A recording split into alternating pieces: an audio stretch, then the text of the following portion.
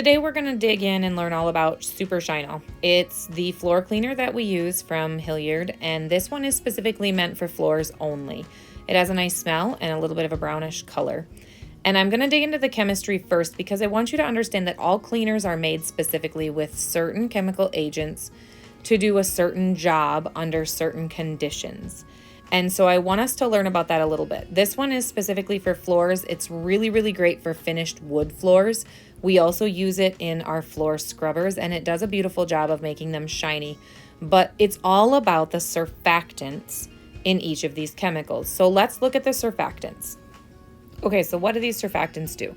So it's all about surface tension. And surface tension, we learned in elementary school, is when you put a drop of water on a surface and it kind of bubbles up. It wants to stay there. And there's tension. That water molecule doesn't just completely break up and go everywhere. And that's what we're trying to get rid of, is break the surface tension. So the molecules of the surfactant look like this. They've got kind of a bulb on the end, and that bulb loves water. And the other part is kind of long and stringy, and that does not like water. And so when you look at the surface of your bucket and you put this surfactant in there, the molecules, the ends that love the water gotta go down, and the ends that don't love the water stick up out of it, okay? And what happens is it when you put it on the floor, it's gonna find and adhere itself to these oil and dust particles and form these things called micelles or micelles. I'm not a chemist, one of the two. And so all of the tails are going to adhere to the oil or the dust particle, and the bulbs on the end are going to want to go back to the water, and what they do is they dissolve or emulsify that oil and dirt particle. They also break the tension between the surface of the floor and the chemical, and so then it's able to kind of pick it up and pull it up from the surface and easily allow your mop to take it and put it back in the bucket and kind of remove it from the floor. So it breaks it up and makes it so that it's dissolvable so that it can come from the surface, okay? So the importance of this is that we want to mix these chemicals properly, okay? So if you do not put enough of your chemical in your water, what happens is you don't have enough of these molecules to form the micelles, and you can't effectively break that surface tension, and you can't break them up or get them up off of your floor and clean properly. And if you have too much chemical, then there's way too many of these molecules and they aren't dissolving anything anymore, and they're just kind of laying on the surface, and your mop can't pick them all up. And what happens is you're left with all of these, this sticky residue.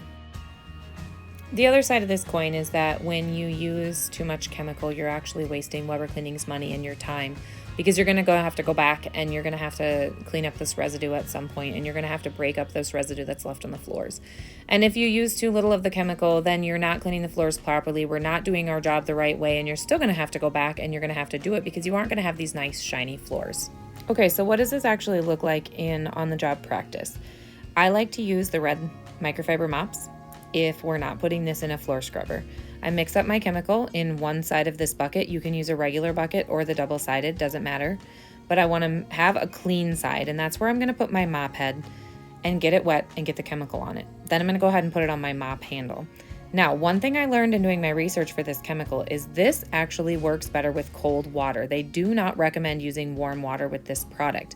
I know that seems crazy, but it is a fact that certain surfactants are made to work with cold water. And so you want to go ahead and switch if any of you are using warm water, okay?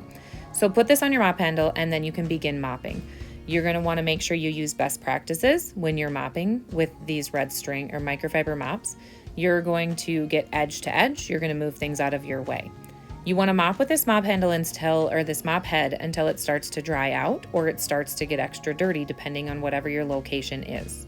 Okay, so I like to have 1, 2, 3, up to 15 mop heads always on hand, depending on how big of an area I'm trying to mop. And I'm going to use this one edge to edge, moving everything out of my way until it starts to get dirty or dry out. Then I'm going to take it off and I'm going to put it on my dirty side of the bucket, or I'm going to put it in my mop sink. And then I'm going to go ahead and get a new mop head clean, mop head wet, and I'm going to put it on my handle, and I'm going to use it until it's dirty or until it's kind of dried out, and then I'm going to take it off. Complete this until all of your mop heads are dirty, then take them to your mop sink and you're going to rinse them out. You want them to be as clean as possible before you put them back into your clean side of your bucket. You want that water to stay clean so that the surfactants aren't fighting each other and clinging to the dirt in your mop. They're actually working on the floor how they're meant to do. So rinse those out, then go back and put them in your clean side and reuse them if you need to do that. You want to keep doing this process until you've mopped your entire area. Okay, a quick recap.